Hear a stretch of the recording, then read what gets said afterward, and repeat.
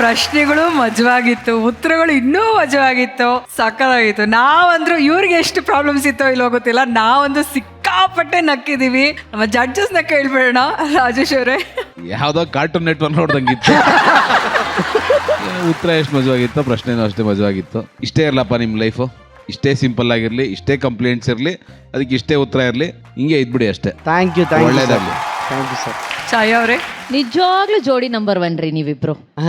ನಿಜವಾಗ್ಲೂ ಸ್ಟೇಜ್ ಮೇಲೆ ಬಂತಿದ್ದಂಗೆ ಒಂದು ದೀಪಾವಳಿ ಅಂತ ಅನ್ಸುತ್ತೆ. ಪಟ ಪಟ ಪಟ ಪಟ ಪಟಾಕಿಗಳ ತರ ಹಂಗೆ ಯು ಗೇವ್ ಯುನೋ ಆ ಒಂದು ಕಲರು, ಒಂದು ಸೌಂಡು, ಮಸ್ತ್ ಅಂದ್ರೆ ಮಸ್ತ್ ಮಜಾ ಕೊಡ್ತೀರಾ ನೀವಿಬ್ರು. ನಾನು ಯಾವಾಗ್ಲೂ ಹೇಳಿದಾಗೆ ಸ್ಮೈಲಿಂಗ್ ಜೋಡಿ, ಎಂಟರ್ಟೈನಿಂಗ್ ಜೋಡಿ ನೀವು. God bless you. ಯಾವಾಗ್ಲೂ ಈ ರೀತಿನೇ ನಗ್ನಾಗ್ತಾ ಕಿತ್ತಾಡ್ಕೊಂಡು ಚೆನ್ನಾಗಿರಿ.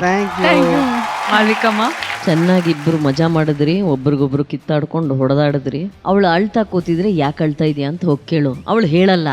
ಹೆಣ್ಮಕ್ಳು ಹೇಳಲ್ಲ ಕಣಪ್ಪ, ಅರ್ಥ ಮಾಡ್ಕೋಬೇಕು ನೀವು. ಮೇಡಮ್, ಇನ್ನು ಅವಳು ಹತ್ತಾಗ ನಾನು ಕೇಳಿಲ್ಲ ಅಂದ್ರೆ ನಾನ್ ಸ್ಪಾಂಜ್ ತಗೊಂಡ್ಬರ್ತೀನಿ ಬಿಡು. ನೀವು ನಂಬರ್ ತಗೋ, ಬೇಕಾದ್ರೆ ಮೇಡಮ್ಗೆ ಹೇಳು, ನಾನಿದ್ದೇನೆ, ನಾನು ಭರವಸೆ ಕೊಡ್ತೀನಿ. ಆಯ್ತಾ? ನೀನ್ ಯಾಕೆ ಎಲ್ರೆದ್ರಿಗೂ ಬೈತೀಯ ಅವನಿಗೆ? ರೂಮ್ ಒಳಗಡೆ ಕರ್ಕೊಂಡೋಗಿ ಕಂಬಕ್ಕೆ ಕಟ್ಟಾಕಿ ಹೊಡಿ, ಯಾರಿಗ್ ಗೊತ್ತಾಗುತ್ತೆ? ಹಾಗೆ ಮಾಡ್ತೀನಿ. Thank you so much.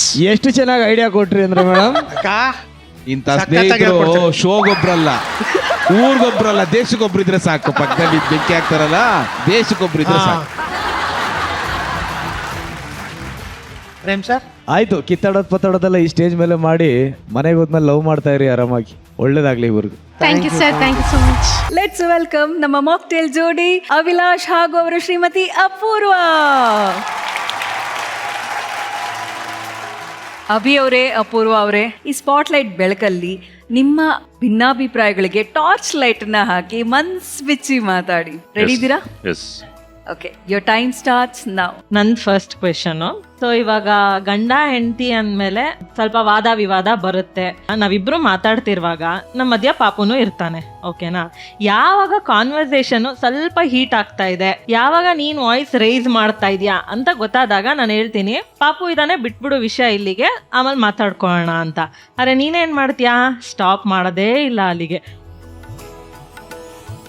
Voice rice ಮಾಡಿ ಅರ್ಚಿ ಕಿರ್ಚಿ ಎಲ್ಲ ಮಾಡ್ತೀಯಾ. ನೀ ಅದ್ ಮಾಡಬಾರ್ದು, ಅದು ತಪ್ಪು. ಯಾಕೆಂದ್ರೆ ಮಗು ಅದನ್ನೆಲ್ಲ ನೋಡ್ತಿರುತ್ತೆ, ಅವನ ಬೆಳವಣಿಗೆ ಮೇಲೆ ಅದು ಪರಿಣಾಮ ಬೀಳುತ್ತೆ ಅನ್ನೋದು ನನ್ನ ಕನ್ಸರ್ನು. ನೀನು ಅದನ್ನ ಸ್ಟಾಪ್ ಮಾಡ್ಬೇಕು.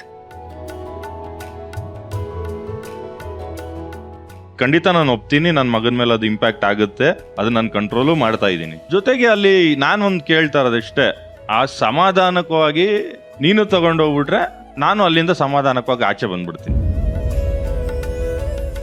ನೀನ್ ಕೋಪ ಬರೋದ್ ಸಹಜನ, ತಪ್ಪು ಅಂತ ಹೇಳ. ನಾವಿಬ್ರು ಆಡ್ಕೊಳ್ಳೋಣ. ಮಗು ಇದ್ದಾಗ ನನಗಿಷ್ಟ ಇಲ್ಲ, ಮಗು ಮುಂದೆ ವಾಯ್ಸ್ ರೈಸ್ ಆಗ್ಬಾರ್ದು ಅಷ್ಟೇ. ಅದೇ ಅದು ಮಾಡಲ್ಲ, ಬಿಟ್ಟು ಬಿಡ್ತೀನಿ ಅದನ್ನ, ಅದು ಬೇರೆ ವಿಷಯ. ಮಾಡಲ್ಲ ಕಾಮ ಬೇಡ, ಮಾಡಲ್ಲ ಫುಲ್ ಸ್ಟಾಪ್ ಅಷ್ಟೇ. Next subject. ನೀನ್ ಕೇಳು. ನನ್ನ ಪ್ರಶ್ನೆ, ನಾನು ಸಿನಿಮಾನ ನಂಬ್ಕೊಂಡು ಸಿನಿಮಾದಲ್ಲಿ ಜೀವನ ಮಾಡ್ತೀನಿ, ಸಿನಿಮಾದಲ್ಲಿ ಬದುಕ್ತೀನಿ, ಸಿನಿಮಾದಲ್ಲಿ ಏನೋ ಸಾಧಿಸ್ತೀನಿ ಅಂತ ದೊಡ್ಡ ವಿಷನ್ಗಳು ಇಟ್ಕೊಂಡು, ಅಂದ್ರೆ ಆ ವಿಷನ್ನ ನಾನು ಹುಟ್ಟಬೇಕು ಅಂದ್ರೆ ಒಂದು ಸರ್ಟೆನ್ ಟೈಮ್ ಹಿಡಿಯುತ್ತೆ. ಆ ಟೈಮ್ ಮಧ್ಯದಲ್ಲಿ, ಆ ಸ್ಟೆಪ್ಸ್ ಮಧ್ಯದಲ್ಲಿ ನೀನು ಮನೆಗೇನು ಮಾಡ್ತಾ ಇಲ್ಲ ನೀನು ಇದು ಬಿಟ್ಟು ಅದು ಮಾಡು, ಅದು ಬಿಟ್ಟು ಇದು ಮಾಡು ಅಂತ ಹೇಳೋದು ಯಾಕೆ? ಹೇಳಿರೋದು ತಪ್ಪು. ಇದಕ್ಕೆ ಮುಂಚೆ ನಾನು ನಿಂಗೆ ಸಾರಿ ಕೇಳಿದ್ದೀನಿ, ಅದಕ್ಕೆ ನಿನಗೆ ತುಂಬ ಫೋರ್ಸ್ ಮಾಡಿದ್ದೀನಿ ನಾನು. ಇದಾಗ್ತಾ ಇಲ್ಲ ಅಂದರೆ ಬೇರೆ ಏನಾರು ಮಾಡು, ಅವರೇನೋ ಮಾಡ್ತಾ ಇದ್ದಾರೆ, ಇವರೇನೋ ಮಾಡ್ತಾ ಇದ್ದಾರೆ, ನೀನು ಅದು ಮಾಡು, ಇದು ಮಾಡು, ಆ ಬಿಸ್ನೆಸ್ ಮಾಡು ಅಥವಾ ಮತ್ತೊಂದು ಮಾಡು ಅಂತ ತುಂಬ ಟಾರ್ಚರ್ ಕೊಟ್ಟಿರೋ ದಿನಗಳು ಉಂಟು. ಬಟ್ ನೀನು ಯಾವಾಗ ನಂಗೆ ಸ್ವಲ್ಪ ಟೈಮ್ ಕೊಡು ಅಂತ ಕೇಳಿದ್ಯಾ, ನಾನು ಅದನ್ನು ಒಪ್ಕೊಂಡು, ಇಟ್ಸ್ ಬೀನ್ 8 years ಆಯಿತಾ, ಇವಾಗ ಚೆನ್ನಾಗಿದ್ದೀವಿ, ಮುಂದಕ್ಕೂ ಚೆನ್ನಾಗಿರ್ತೀವಿ. ಬಟ್ ನಾನು ಅವಾಗ ನಿನಗೆ ತೊಂದರೆ ಕೊಟ್ಟಿರೋದಕ್ಕೆ ಐ ಆಮ್ ಸಾರಿ.